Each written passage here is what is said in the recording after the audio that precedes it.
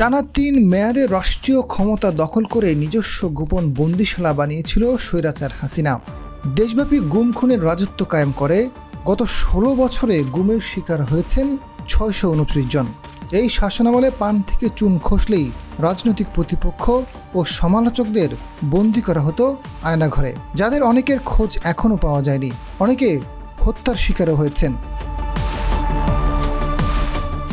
বুধবার প্রধান উপদেষ্টা ডক্টর মোহাম্মদ ইউনূস দেশি বিদেশি গণমাধ্যম ও ভুক্তভোগীদের নিয়ে আয়নাঘর পরিদর্শনে যান।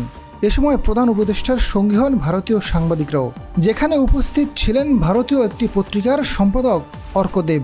এর আগে তিনি কাজ করেছেন আনন্দবাজার ও নিউজ ১৮ সংবাদ মাধ্যমে। আয়নাঘর পরিদর্শন শেষে অর্ক দেব নিজের ফেসবুকে একটি পোস্ট দিয়েছেন।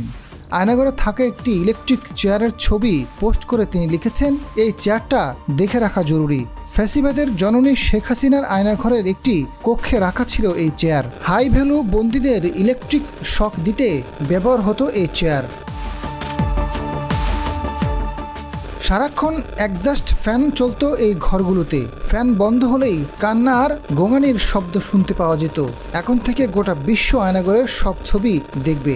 এখানে বন্দী ছিলেন মাইকেল চাকমা। মাইকেল চাকমার বক্তব্য তুলে ধরে অর্কদেব লিখেছেন, আয়নাঘরের ১১৩ নম্বর সেলে, যেটি একেবারে বাথরুমের পাশে, সেলের ভেতরে ঢোকার সময় একটি সিসিটিভি ক্যামেরা ২৪ ঘন্টা চালু থাকে। এই সেলে প্রায় ২ বছর বন্দী ছিলেন মাইকেল চাকমা। সেলটির এক লাইনে ১১৭ নম্বর রুম, যেটিতে প্রায় ১.৫ বছর বন্দী ছিলেন। পরবর্তীতে ১০৪, ১০৫ এবং ১০৬ নম্বর রুমেও তাকে বন্দী রাখা হয়। আয়নাঘর পরিদর্শন শেষে আওয়ামী শাসনামলকে আয়ামে জাহেরিয়াতের সঙ্গে তুলনা করেছেন অন্তর্বর্তী সরকারের প্রধান। গুম কমিশনকে আয়নাঘর আবিষ্কারের জন্য ধন্যবাদ জানান তিনি। এ সময় ডক্টর ইউনূস বলেন, গুম কমিশনের প্রতিবেদনে এই আয়নাঘরের ডকুমেন্ট বাধ্যতামূলক করা হবে। একই সঙ্গে যারা এ ধরনের কাজের সঙ্গে সম্পৃক্ত ছিল তাদের বিচার করা হবে। এসব তথ্য প্রমাণ সিলগালা করে রাখা হবে এবং বিচারের জন্য ব্যবহার হবে। হাসিনার সরকারের সময় আইন শৃঙ্খলা রক্ষাকারী বাহিনী বিভিন্ন শ্রেণীর মানুষকে জোরপূর্বক তুলে নিয়ে যেত, এরপর বিশেষ স্থানে রাখা হতো। এ নিয়ে সুইডেন ভিত্তিক সংবাদ মাধ্যম নেত্র নিউজে প্রতিবেদন প্রকাশিত হয়।